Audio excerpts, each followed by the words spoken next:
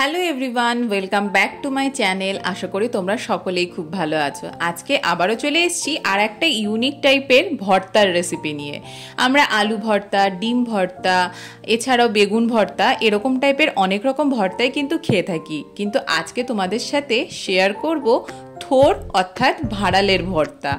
খুব ভালো হয় খেতে, আর একদম অল্প কিছু উপকরণের দ্বারাই কিন্তু তোমরা এই ভর্তাটা তৈরি করতে পারবে। তো প্রথমেই দেখলে মা কিন্তু থোড়গুলো কুচি কুচি করে কেটে নিয়ে জলে একটু ভাপ দিয়ে উঠিয়ে রেখেছে। তারপর কড়াইতে তেল দিয়ে তাতে দুটো শুকনো লঙ্কা ভেজে নিয়েছে, আর কতটা পোস্ত আর কাজু বাদাম সেটাও কিন্তু একটু হালকা ফ্রাই করে নিয়েছে। আর এদিকে দেখো, এখন আমি থোড় যেটা আমি ভাপিয়ে রেখেছিলাম সেটা মিক্সিতে গ্রাইন্ড করে নেব, আর যেটা কাজু বাদাম, পোস্ত আর শুকনো লঙ্কা ছিল সেটাও কিন্তু গ্রাইন্ড করে নেব। আর একটা জিনিস, থোড়ের ভিতরে কিন্তু অবশ্যই তোমরা নুন, লঙ্কা আর হলুদ দিয়ে একবারে পেস্ট করে নেবে।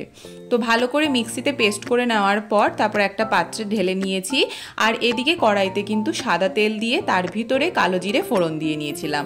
ফোড়নটা একটুখানি চড়বড় করে উঠলেই তার ভিতরে থোড়ের যে পেস্টটা আছে সেটা কিন্তু দিয়ে দিতে হবে। দেখো, এখন মা থোড়ের যে পেস্টটা আছে সেটা কিন্তু দিয়ে দিচ্ছে।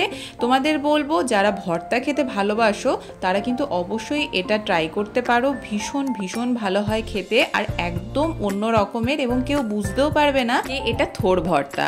দেখো, এখন তেলের সাথে কিন্তু থোড়টা সুন্দর ভাজা ভাজা হয়ে গেছে। তার ভিতরে মা নুন, হলুদ আর লঙ্কার গুঁড়ো কিন্তু দিয়ে নিয়েছে। দিয়ে ভালো করে এখন শুধুমাত্র নাড়তে হবে। যখন থোড়টা একটু ভাজা ভাজা হয়ে আসবে তার ভিতরে পরিমাণ মতো কিন্তু চিনিও দিয়ে নেবে। অল্প একটু চিনি দিলে এটার টেস্টটা কিন্তু আরও খুব ভালো হয়। তবে যারা ঝাল ঝাল খেতে পছন্দ করো তারা চিনিটার পরিমাণ আর একটু কমিয়েও দিতে পারো। আর সবশেষে নামানোর আগে কাজু বাদাম আর পোস্ত আর শুকনো লঙ্কা যেটা আমি গ্রাইন্ড করে রেখেছিলাম সেটা অবশ্যই দিতে হবে। আর মনে রাখতে হবে, এই কাজু বাদাম আর পোস্তর যে গুঁড়োটা আমি দিলাম সেটা কিন্তু একটু পরিমাণে বেশি করে করবে। আর এমনিতেও যে কোনো খাবারে যখনই কাজু বাদাম বাটা বা পোস্ত বাটা পড়ে তখন তো সেই খাবারের টেস্ট আরও বেড়ে যায়। আমার তো বেশ ভালো লেগেছে। তোমরা অবশ্যই অবশ্যই এই ভর্তাটা বাড়িতে ট্রাই করতে পারো। দেখো, একদম আমাদের ভর্তাটা তৈরি, মা প্লেটে তুলে নিচ্ছে। আর এত সুন্দর খেতে হয়েছে, তোমরা মাত্র এই একটা পদ দিয়েই পুরো ভাত কিন্তু কমপ্লিট করতে পারবে। গরম ভাতের সাথে অল্প একটু এই ভর্তা নিয়ে নেবে, আর তার সাথে একটা শুকনো লঙ্কা যারা ঝাল খেতে পছন্দ করো, ব্যাস, আর কিন্তু কিচ্ছুর প্রয়োজন নেই।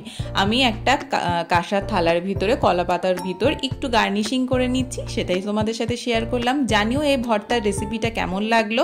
একটু অন্য রকমের ভর্তা যদি খেতে চাও অবশ্যই কিন্তু এটা তৈরি করতে পারো। গেস্টদেরকেও অবশ্যই এটা রেঁধে খাওয়াতে পারো, বুঝতেই পারবে না যে এটা কিসের ভর্তা। জানিও ভিডিওটা কেমন লাগলো। যদি ভিডিওটা ভালো লাগে অবশ্যই লাইক, শেয়ার কিন্তু কমেন্ট করো। আর যারা নতুন আছো তারা অবশ্যই চ্যানেলটিকে কিন্তু সাবস্ক্রাইব করো। আবার নতুন আরেকটা ভিডিওর সাথে দেখা হবে। ততক্ষণ টাটা, সবাই খুব ভালো থেকো।